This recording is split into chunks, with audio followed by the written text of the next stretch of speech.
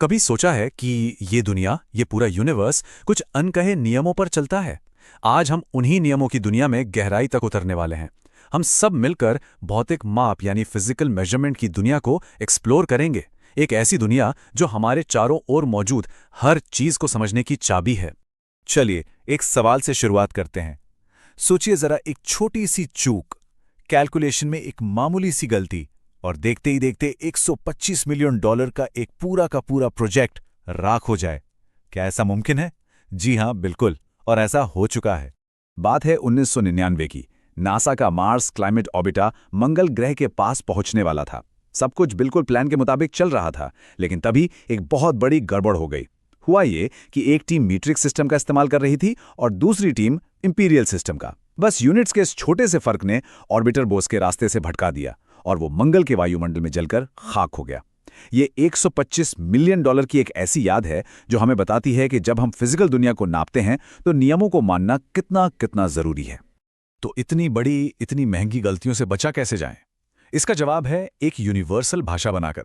एक ऐसी भाषा जिसे दुनिया का हर साइंटिस्ट और हर इंजीनियर समझ सके। चलिए वास्तविकता की इसी भाषा के बेसिक्स को समझते हैं। इस भाषा का आप कह सकते हैं हर एक शब्द कहलाता है फिजिकल क्वांटिटी। आसान शब्दों में कहें तो ये कुछ भी है जिसे हम नाप सकते हैं, जैसे किसी टेबल की लंबाई, किसी चीज का वजन या फिर कितना समय बीता है। ये हमारे यूनिवर्स को डिस्क्राइब करने के लिए बुनियादी बिल्डिंग ब्लॉक्स हैं, हमारी भाषा के नाउन्स की तरह। अब देखिए, इस भाषा में ना दो तरह के शब्द होते हैं। पहले हैं फंडामेंटल क्वांटिटीज, यानी मूलभूत राशियां। इन्हें आप हमारी वर्णमाला के अक्षरों यानी ABC की तरह समझ सकते हैं, जैसे लंबाई, द्रव्यमान और समय।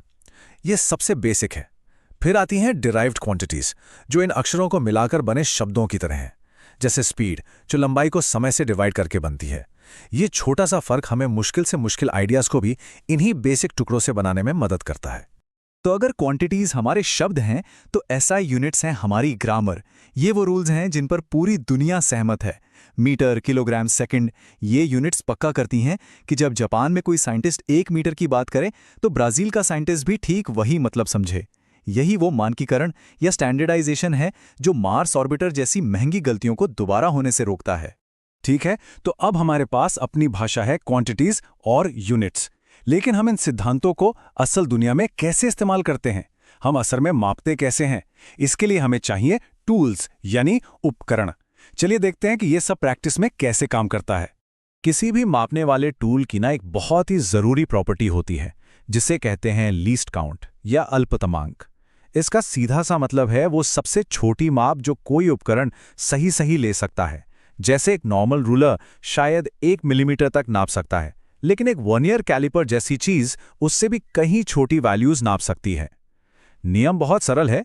लीस्ट काउंट जितना छोटा होगा, हमारी मेजरमेंट उतनी ही ज्यादा सटीक, उतनी ही ज्यादा प्रिसाइज होगी। चलिए एक क्लासिक टूल देखते हैं, वर्नियर कैलिपर। ये देखने में थोड़ा कॉम्प्लिकेटेड लग सकता है, लेकिन इसका प्रोसेस बहुत सीधा है। जैसा कि स्लाइड पर दिख रहा है, सबसे पहला स्टेप है मेन स्केल रीडिंग लेना। वर्नियर स्केल पर जो 0 का निशान है, उसके ठीक बाईं ओर मेन स्केल पर जो भी रीडिंग है उसे नोट कर लीजिए। दूसरा स्टेप है कोइंसिडेंस ढूंढना। हमें वर्नियर स्केल पर वो लाइन ढूंढनी है जो मेन स्केल की किसी लाइन से एकदम परफेक्टली मैच कर रही हो। और आखिर में हम करते हैं कैलकुलेशन। हमारी फाइनल रीडिंग होती है मेन स्केल रीडिंग प्लस वो कोइंसिडेंस वाली लाइन का number multiplied by least count. और बस इस तरह हमें एक बेहद सटीक माप मिल जाता है जो एक साधारण रूलर से कहीं ज्यादा बेहतर है। अब एक बहुत ही गहरे ख्याल की तरफ चलते हैं। चाहे हमारे टूल्स कितने भी एडवांस क्यों ना हो, कोई भी मेजरमेंट कभी भी बिल्कुल परफेक्ट नहीं होता। साइंस इस सच्चाई को ना सिर्फ मानता है, बल्कि इसके साथ काम करने के लिए उसने एक पूरा सिस्टम भी बनाया है। चलिए अनिश्चितता की इस दिलचस्प दुनिया में चलते हैं। जरा एक पल के लिए इस सवाल पर सोचिए, क्या हम किसी भी चीज की असली लंबाई को कभी भी जान सकते हैं? सच तो यह है कि नहीं। हमेशा थोड़ी बहुत अनिश्चितता, थोड़ी अनसर्टेनिटी रहती ही है। और साइंस की खूबसूरती यही है कि हम इस अनिश्चितता से भागते नहीं हैं, हम इसे नापते हैं। इस अनिश्चितता को नापने का सबसे पहला तरीका है एब्सोल्यूट एरर या निरपेक्ष त्रुटि। ये बहुत ही सिंपल है। ये असली वैल्यू और आपकी नापी गई वैल्यू के बीच का सीधा सीधा फर्क है। ये हमें बताता है कि हमारी मेजरमेंट असलियत से कितनी दूर थी। लेकिन देखिए, एब्सोल्यूट एरर हमेशा पूरी कहानी नहीं बताता। सोचिए, 1 किलोमीटर लंबी सड़क को नापने में 1 सेंटीमीटर की गलती शायद कोई बड़ी बात नहीं है, पर एक छोटे से नाखून को नापने में वही 1 सेंटीमीटर की गलती बहुत बड़ी मानी जाएगी। यहीं पर काम आता है रिलेटिव एरर यानी सापेक्ष त्रुटि। ये एरर की तुलना असल माप के साइज से करता है, जिससे हमें गलती की गंभीरता का एक बेहतर अंदाजा लगता है। और एरर को बताने का सबसे आम, सबसे आसान तरीका है परसेंटेज एरर या प्रतिशत त्रुटि। ये बस रिलेटिव एरर को 100 से मल्टीप्लाई करके उसे 1% में बदल देता है। इसे समझना बहुत आसान होता है और ये तुरंत बता देता है कि हमारा माप कितना सटीक था। 1% का एरर, 5% का एरर और इसी तरह। तो हमने बात की वास्तविकता की भाषा की, उसे नापने वाले टूल्स की, और यहाँ तक कि नाप में होने वाली गलतियों को नापने की भी। चलिए अब इन सभी धागों को एक साथ जोड़ते हैं और देखते हैं कि ये सब असल में क्यों इतना मायने रखता है। तो चलिए आज की सारी बातचीत को 4 सबसे जरूरी पॉइंट्स में समेटते हैं।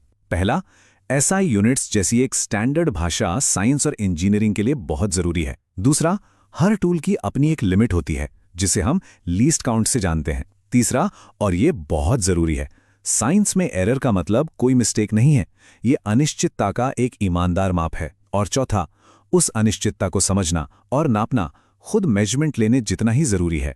महान फिजिसिस्ट लॉर्ड केल्विन ने एक बार कहा था, मापना ही जानना है। माप के बिना हमारे पास सिर्फ राय होती हैं, सिर्फ अंदाजे होते हैं।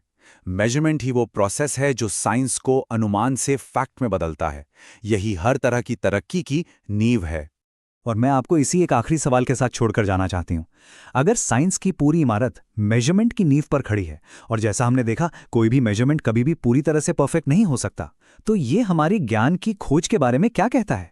शायद हमें याद दिलाता है कि विज्ञान कोई आखिरी सच नहीं, बल्कि सच के करीब और करीब पहुंचने का एक कभी ना खत्म होने वाला सफर है। इस पर सोचिएगा जरूर।